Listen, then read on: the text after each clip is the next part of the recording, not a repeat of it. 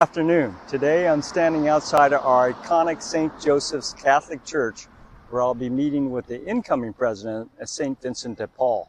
Before I introduce Mr. Wheeler, I want to invite residents to join me tomorrow at 4 p.m. on the Delta Breeze to head downtown for the farmers market. As a reminder, the new service hours are from 9:30 a.m. to 1:30 p.m. and 4 to 6:45 p.m. It's door-to-door service, just $1 if you're 55 years or older, and $2 if you're younger. The number will be posted below in this video. Now let me introduce Jim Wheeler, who will share more about their much-needed assistance programs. With recent increases in utility rates, I know many in our community are feeling the impact. And it's not just Rio Vista utility rates. PG&E, garbage, cable, and other costs have also been impacted by inflation.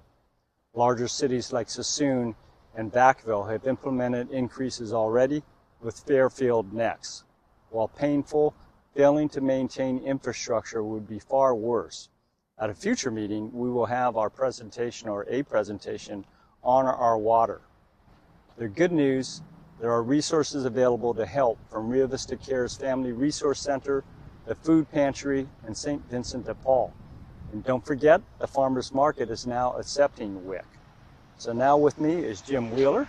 Thanks for joining me today. Thank you, Edwin. I appreciate it. Thank you. And maybe you could tell me a little bit more about your programs.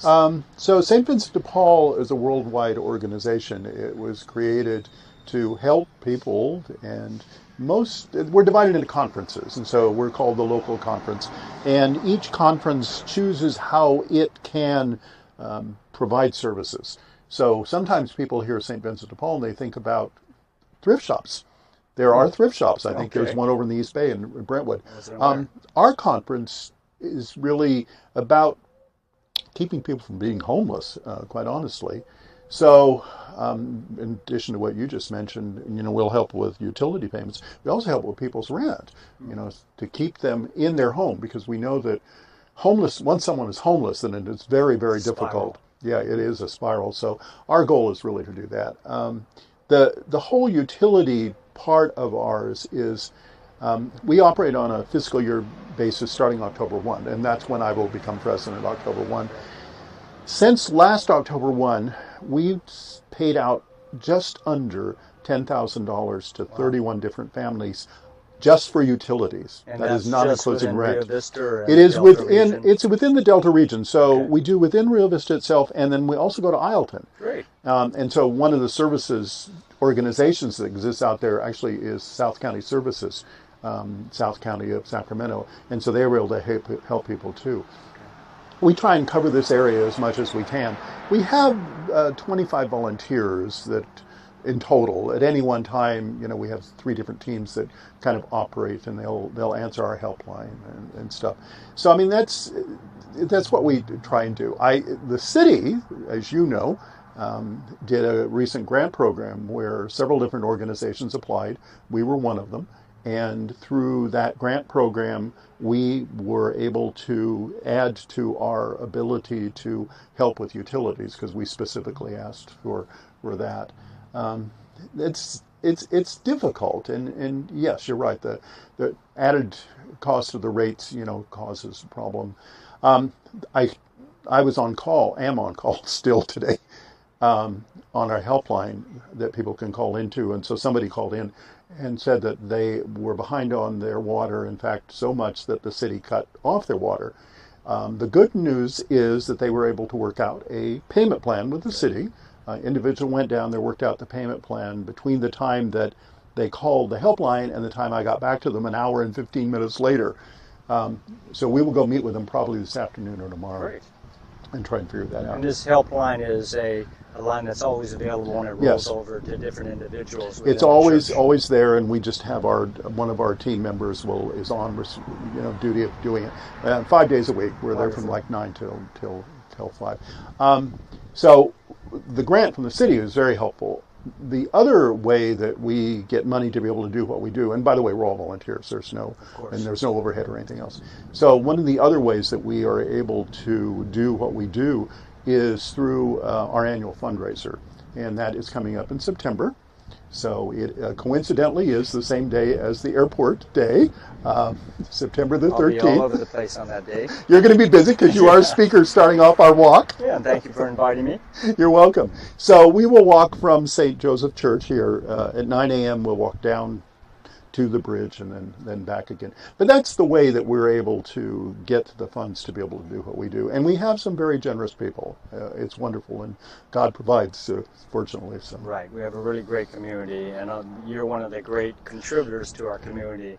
So you're a great friend, and I want to thank you for everything that you do within the community and for being, being a friend. Well, you're welcome, and it's my pleasure. Yeah. So thank you, Jim. thank you. And now on to council matters. Our council agenda was light this week, but public comment was lively. Before I touch on that, a few important upcoming events. Hog August Bites is this weekend, which is fun for the entire family. On September 11th, there'll be a remembrance ceremony at the fire department. On September 13th, the city hosts both Airport Day and St. Vincent de Paul is holding their annual fundraiser. On our consent calendar, we approved a joint powers agreement for emergency ambulance services. This agreement is being finalized, but in 5 years, it should generate more revenue for public safety and ambulance operations. On action items, we approved an easement agreement with the Triguero Trust for land needed in the wastewater treatment plant consolidation project. This land stretches from the end of Front Street, under the bridge, behind the West Wind Mobile Home Park, and up to St. Francis Street. The concessions made by the city were minimal compared to the alternative, potentially millions of dollars and a far less efficient route.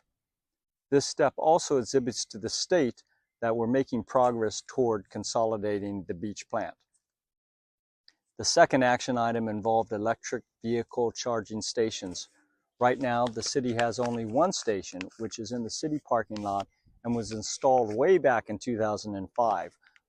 With grant funding, we're adding new stations at the boat launch, police station, and the airport.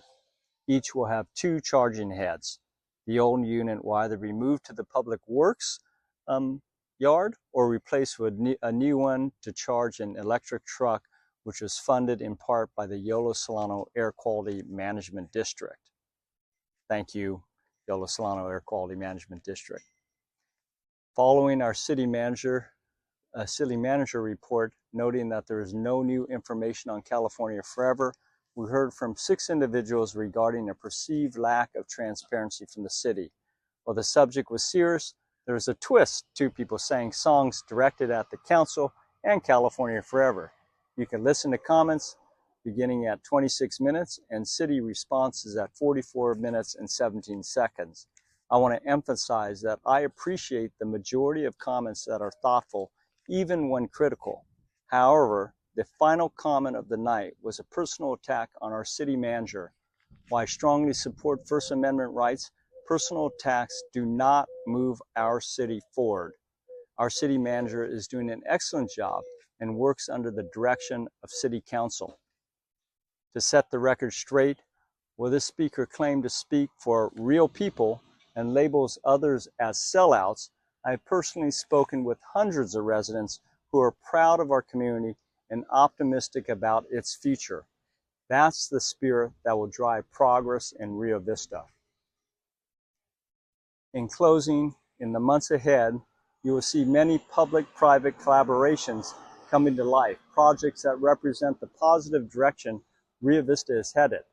I'm excited, grateful, and committed to keeping this momentum moving forward. So a huge thank you to all of you that are out there participating in positive ways to our community and to making it or us its best version. Thank you very much again, and have a great weekend.